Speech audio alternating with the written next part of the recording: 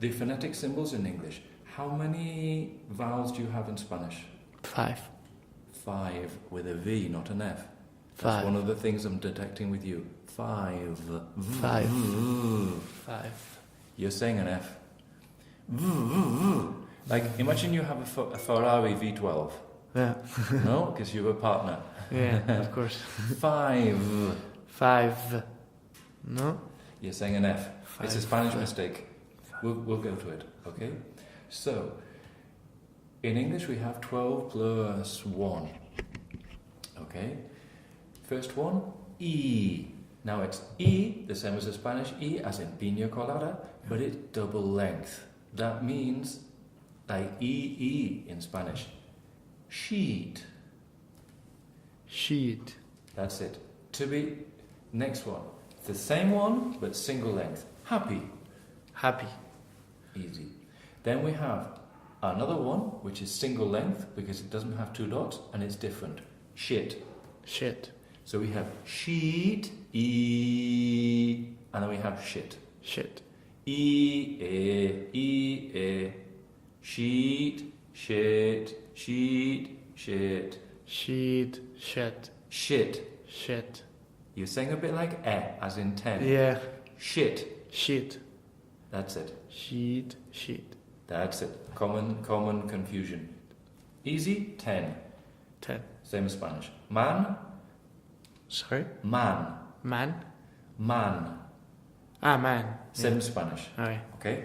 There is a slight confusion with American people because between E, the and the A, they say the same thing. So if you're an American, they'll say, instead of saying men and man, they'll say men and men. Yeah. Okay? And you can't hear the difference. Yeah. But in English, it's men and man. Man and man. Okay. Done. Done. Double length. Burger. Burger. That's not bad. A lot of people, Spanish people, get that wrong. It's the second syllable here of doctor. It's called a schwa. It's a light half syllable. It comes from the Hebrew Jewish to mean a sound that almost isn't there. Doctor. Doctor. That's it. Car. Car. Good. In English, there is no R at the end of R. There's no R sound. It's just K and R. That's it. Car. In American, if you see an R at the end of the words, you will say it. Okay? And a Spanish person has a tendency to do that. Yeah. The reason that Americans do it is probably because they're half Spanish. Yeah. Not because half of them were Spanish. Yeah. Cot. So, sorry, Edward, to interrupt. What do you think? I mean, I don't have a preference between following one or the other, English, British or American. I am English with a neutral English accent, more or less. Which is what I like.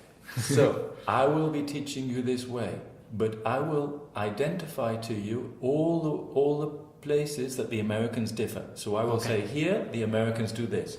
Everything that you do with me that is American, I will accept, okay? And I won't give you a problem, whether it's the spelling, colour, which has O-R with O-U, or whether it's English spelling.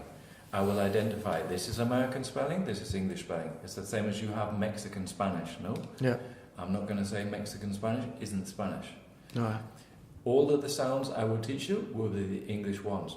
If you want specific, more advanced stuff, I also have in the same document the American sounds, a comparison between English and American, and a comparison between everything, okay? Right. But I will always identify the alternatives so that you don't get confused. So you don't go to a meeting and you say, but this guy said this.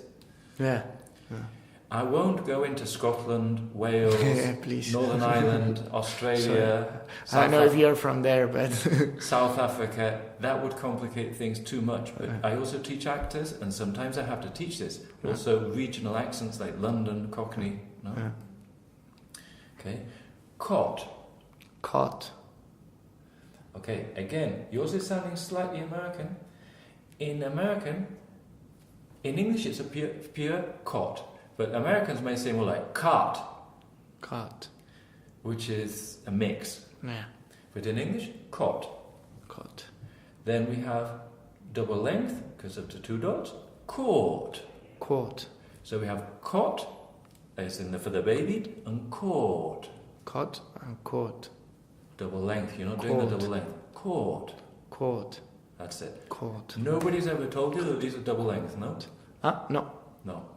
Because this shit they don't teach in the schools. They don't, really.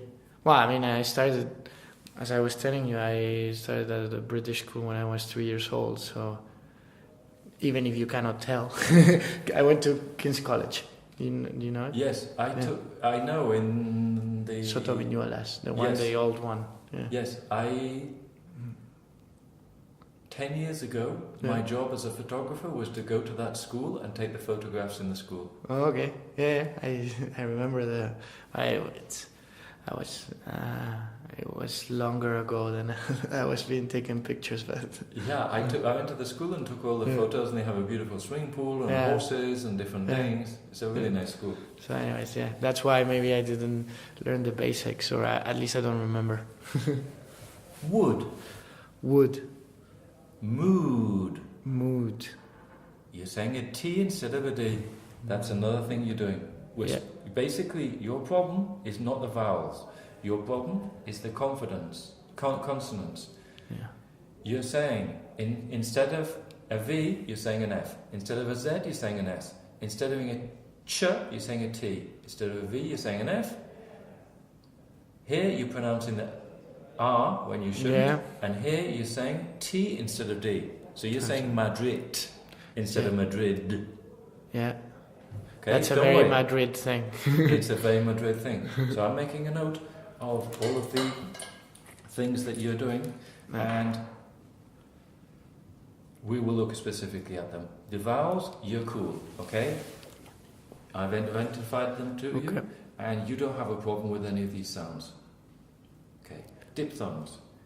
This is two vowels stuck together. So we have E plus A, fear. Fear. Good. E plus A, there. There. Fuel. Fuel. Ow, cow. Cow. Home. Home. Okay, so Americans, particularly black Americans, may say home. But in English we say home. Home. That's it. A, as in Spanish opus dei, day. Day.